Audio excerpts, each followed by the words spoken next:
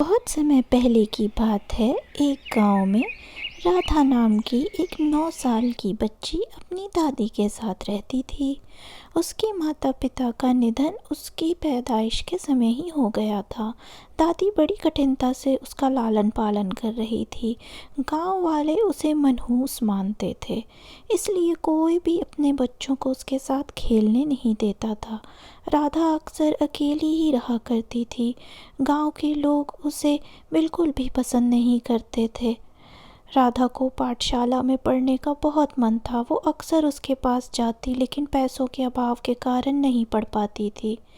एक दिन उसकी दादी की भी मृत्यु हो जाती है। राधा उस दिन बहुत रोती है, क्योंकि अब उसका एकमात्र सहारा चला गया था। अब राधा दूसरों के घरों में साफ सफाई का काम करके अपना किसी तरह से जीवन निर्वहन करने लगी थी।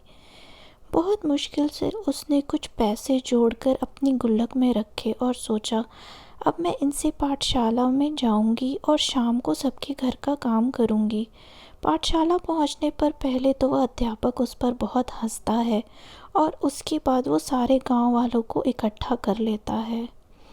ये हमारे बच्चों की बराबरी करेगी, ये उनके साथ बैठकर पढ़ाई करेगी? बिल्कुल भी नहीं। इसका जो काम है वही किया करे, हमारे घर की साफ सफाई। सुन लिया तूने? कोई नहीं चाहता कि तू उनके बच्चों के साथ यहाँ पर पढ़ाई करे। अपने औकात में रहा कर। चल दफा हो जाओ यहाँ से। कोई ज़रूरत नहीं है तुझे पाठशाला आने की। राधा बहुत रोती हुई जंगल की तरफ चली जाती है। उस दिन वो बहुत दुखी थी।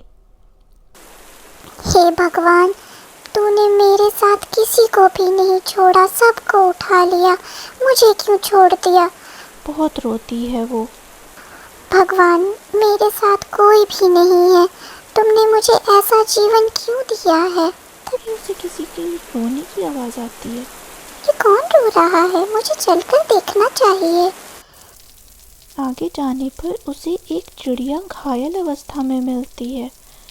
अरे, ये तो बहुत घायल है, इसे घर ले जाना चाहिए। हे भगवान, अब मैं इसका इलाज कैसे करूं? मुझे तो कुछ भी नहीं पता। बेचारी कितनी घायल है, मुझे वैद्य जी को बुलाना चाहिए।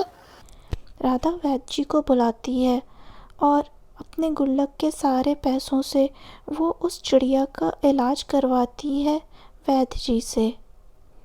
वैद्य जी की बताई जड़ी बूटियाँ लाकर राधा उस चिड़िया की बहुत सेवा करती है और राधा की सेवा से वह चिड़िया ठीक भी हो जाती है। उस चिड़िया का नाम नीलू था। अब वह हमेशा राधा के साथ रहा करती थी, उसके साथ नदी के पास या फिर जब राधा काम पर जाती थी तब भी। एक दिन राधा और नीलू पाठशाला के पास से गुजर रहे थे। राधा को सारी बातें याद आ गईं। राधा घर आकर बहुत रोती है। क्या बात है राधा, तुम क्यों रो रही हो? मुझे बताओ। राधा उसे सारी कहानी कहती है। फिर राधा चिड़िया से पूछती है, नीलू, मैंने तो तुमसे पूछा ही नहीं, तुम घायल कैसे हुई थी? मैं बताती हूँ। मैं भार्गव ऋषि के पास रहती थी, उन्होंने मुझे पाला था। एक दिन ऋषिवर ने मुझसे कहा, नीलू, मेरी सारी तपस्या के फल के पीछे एक तांत्रिक पड़ा हुआ है, इसलिए मैंने अपनी सारी तपस्या का सार एक बीज में समाहित कर दिया है। ये बीज मैं तुम्हें देता हूँ, तुम इसे किसी नेक और ज़रूरतमंद इंसान को देना, ये उसी के पास फलेगा। मैं तुम्हें इसकी जिम्मेदारी देता हूँ। मैं उस बीज को लेकर चली ही थी कि उस तांत्रिक ने मुझे पकड़ लिया और पिंजरे में बंद कर दिया। हा हा हा, अब मैं इस चिड़िया की बलि देकर उस बीज को हासिल कर लूंगा और उसके बाद मैं इस संसार का सबसे ज्यादा ताकतवर शक्तिशाली तांत्रिक बन जाऊंगा। मेरे सामने कोई भी टिक नहीं पाएगा, मेरे पास पूरी दुनिया की दौलत होगी। हा हा हा। लेकिन उसने मुझे जब तक घायल किया तभी ऋषिवर आ गए और उन्होंने मुझे बचा लिया। लेकिन उस तूफान के चलते मैं इधर उधर उड़ती हुई आकर तुम्हारे साथ वाले जंगल में गिर गई और तभी तुम मुझे मिली राधा। मुझे लगता है तुम इस बीज के सर्वथा योग्य हो, तुम नेक हो और तुम जरूरतमंद भी हो। तुम इस बीज को क्यों नहीं ले लेती? मैं कोशिश करूंगी नीलू, मैं देखती हूँ ये मुझसे फलता है कि नहीं। नीलू और राधा एक जगह जाते हैं जहाँ पानी और सूर्य दोनों होते थे। ये देखो, ये जगह उचित लगती है नीलू। हम यहाँ पर इस बीज का रोपण कर सकते हैं। अगर मेरी किस्मत में हुआ तो ये मेरे हाथों से फल जाएगा।